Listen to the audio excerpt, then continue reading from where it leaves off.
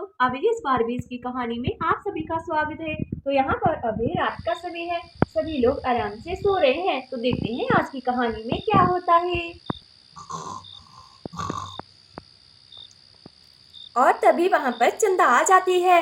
अरे देखो तो कैसे घोड़ी बेचकर सो रहा है पूरा परिवार। मेरे यहाँ पर रातों की नींद खराब हो गई है, मुझे तो सारी रात नींद नहीं आती है। चलो जल्दी से जाकर मैं तो इस राधा और श्याम को अभी मजा चखाती हूँ।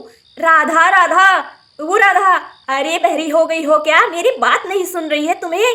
अरे चंदा दीदी आधी रात को अरे सभी लोग सो रहे हैं, पता नहीं दीदी आधी रात को कैसे आ गई है। चलो पूछती हूँ क्या बात है। चंदा दीदी क्या बात हो गई? आप आधी रात को हमारे घर पर, क्या बात हुई है दीदी? क्या बात हो गई? अरे राधा, मैंने तुम लोगों से बोला था कि मेरे भाई को दहेज में गाड़ी चाहिए और तुम लोगों ने मेरी बात नहीं मानी। देखो कैसे तुम लोग बेफिक्र होकर सो रहे हैं।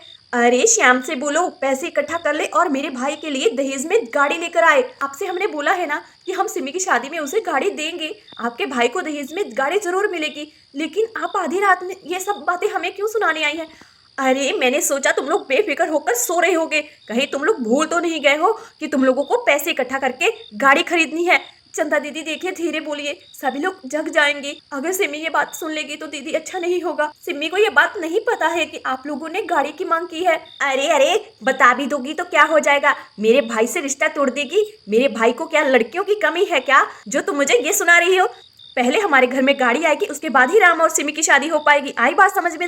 चंदा दीदी देखिए, हमें 2 दिन का वक्त दे दीजिए, अभी तो शादी में 10 दिन पड़े हैं। उतने दिनों में हम पैसे इकट्ठा करके आपके घर में गाड़ी भेज देंगे। इसी में तुम्हारी भलाई है, ठीक है ना? नहीं तो मुझसे कोई उम्मीद मत रखना कि मैं अपने भाई की शादी तुम्हारी ननद से होने दूंगी। आई बात समझ में? पहले तो तुमने अपनी बहन का रिश्ता मेरे भाई के साथ किया और अब तुम लोगों ने वो रिश्ता तोड़कर अपनी ननद का रिश्ता मेरे भाई के साथ कर दिया। अरे तुम लोगों ने हमें समझ ही क्या रखा है? यहाँ कोई मजाक नहीं हो रहा है, ठीक है ना?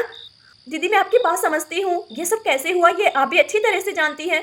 दीदी ये कोई समय नहीं है आप हमारे घर पे इस तरह बात करने आई। अरे मुझे नींद नहीं आ रही थी। राधा तुम मेरा दिमाग खराब मत करो। अरे दीदी धीरे बोलिए ना, देखिए श्याम जी उठ जाएंगे, वो पहले ही बहुत ज्यादा परेशान है, ऊपर से उन्होंने सेठ जी से पैसे भी मांगे हैं और सेठ भी उनकी बात नहीं सुन रहे हैं। मुझे नहीं पता है, अपना घर बेचो या कुछ भी करो, मुझे अपने भाई के लिए दहेज में गाड़ी चाहिए तो चाहिए। बस सिमी की शादी करना चाहते हो ना तो चुपचाप गाड़ी दे देना, ठीक है ना? नहीं तो बैठा लेना अपनी सिमी को अपने ही घर में।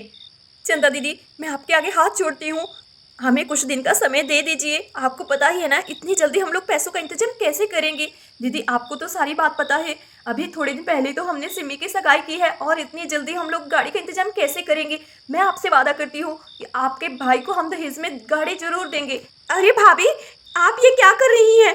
आप चंदा दीदी के सामने हाथ क्यों जोड़ रही हैं? सिम्मी कुछ भी नहीं, देखो वो कुछ कपड़े रह गए थे लेने के लिए, वही चंदा दीदी के कोई रिश्तेदार है उनके कपड़े रह गए थे लेने के लिए, बस वही चंदा दीदी मुझे बोलने आई थी। भाभी लेकिन हमने तो सारे रिश्तेदारों के कपड़े खरीद लिए हैं ना भाभी? अरे नहीं नहीं, कोई कपड़े खरीदने की बात नहीं हो रही है, यहाँ गाड़ी खरीदने की बात हो रही है। क्या? लेकिन ऐसी बात तो कुछ भी नहीं हुई थी। आपने तो खुशी खुशी ही ये रिश्ता एक्सेप्ट किया था ना, तो फिर आपने ये गाड़ी की मांग क्यों की? हमारी पसंद तुम नहीं थी, हमारी पसंद तो सीता थी, जिसके बदले हम दहेज में कुछ भी नहीं ले रहे थे। अगर तुम्हारी शादी मेरे भाई के साथ होगी तो वो इसी शर्त पर होगी। देखिए आप ये बिल्कुल गलत कर रही हैं। आपको पता है ना मेरे भाई मजदूरी करते हैं तो वो गाड़ी कहाँ से दे देंगे? मेरे भाई ने मेरी शादी के लिए इतना अच्छा इंतजाम किया है, उससे आपका पेट नहीं भरेगा क्या जो आपका गाड़ी लेकर पेट भर जाएगा? अरे भाभी आपको इनके सामने हाथ जोड़ने की जरूरत नहीं है, मुझे ऐसे लालची इंसानों के घर शादी करनी ही नहीं है भाभी। अरे नहीं सिम्मी तुम ऐसा क्यों बोल रही हो? अभी तो सारे रिश्तेदारों को पता भी चल गया है कि तुम्हारी 10 दिन बाद शादी है, लोग हम पर ही उंगलियां उठाएंगे। सिम्मी तुम्हें नहीं पता है, तुम चिंता मत करो, तुम्हारे भैया जरूर कुछ कर लेंगे। अरे नहीं भाभी आप क्या बोल रही हैं? आज ये लोग गाड़ी मांग रहे हैं, कल कोई और चीज मांगेंगे तो भैया कैसे पूरी करेंगे? आए दिन ये कुछ ना कुछ मांगते रहेंगे। भाभी आप इनकी बातों में मत आइए, ठीक है ना? कोई बात नहीं भाभी, लोगों को जो बातें बनानी है उन्हें बनाने दो। हाँ हाँ ठीक है, मुझे भी कोई शौक नहीं है अपने भाई की शादी तुम्हारे साथ करवाने की। राधा तुमने सुन लिया ना? राधा देखो मैं अभी ये रिश्ता तोड़कर जा रही हूँ, हमें तो शादी करनी ही नहीं है, ठीक है ना? इस लड़की की कितनी लंबी जुबान है, तुमने क्या सिखाया है? ये संस्कार दिया तुम लोगों ने सिम्मी को, इतनी ज्यादा जुबान चलती है इसकी। दीदी देखिए वो बच्ची है, वो ऐसे ही बोल रही है, मैं उसे समझाऊंगी। गाड़ी की देने का वादा श्याम जी और मैंने किया है ना, तो हम पूरा जरूर करेंगे। अरे अरे नहीं नहीं, मुझे कोई बात नहीं सुनी है, मैं जा रही हूँ, मैं आज ही ये रिश्ता तोड़कर जा रही हूँ। राम और सिम्मी की अब शादी नहीं होगी, ठीक है ना? अरे मुझे तुम लोगों की गाड़ी नहीं चाहिए, ठीक है ना? मैं ये रिश्ता तोड़कर जा रही हूँ। अरे कर देना खुद जैसे गरीब लोगों के घर इसकी शादी, जहाँ तुम्हें कोई भी गाड़ी ना देनी पड़े, ठीक है ना। देखो तो सही कैसे मुझसे जमान लड़ा रही है? अरे नहीं चंदा दीदी रुकिए, ये रिश्ता मत तोड़िए। चंदा दीदी मेरी बात सुनिए। अरे ये सब क्या हो गया? अरे रुकिए चंदा दीदी मेरी बात सुनिए, ऐसा कुछ भी नहीं होगा।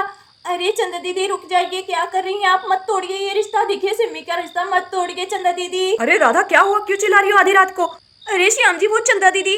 अरे चंदा भाभी कहाँ? चंदा भाभी यहाँ तो कोई भी नहीं है। अरे मुझे लग रहा है तुमने कोई जरूर सपना देखा है।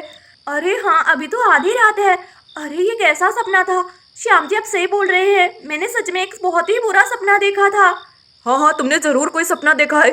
चलो चलो अब सो जाओ। अरे मुझे लगा पता नहीं क्या हो गया है, इतनी जोर जोर से चिल्ला रही है चंदा दीदी चंदा दीदी।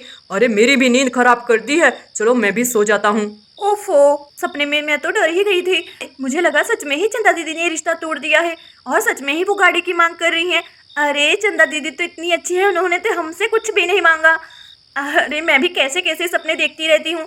चलो सो जाती हूँ। अरे सभी लोग सो रहे हैं और श्याम जी की तो मैंने ऐसे ही नींद खराब कर दी। चलो अब मैं भी आराम से सो जाती हूँ। यहाँ राधा फिर से सो जाती है। तो दोस्तों आपको हमारी ये कहानी कैसी लगी? वीडियो को लाइक कर दीजिए, चैनल को सब्सक्राइब कर दीजिए। मिलते हैं अगली वीडियो में।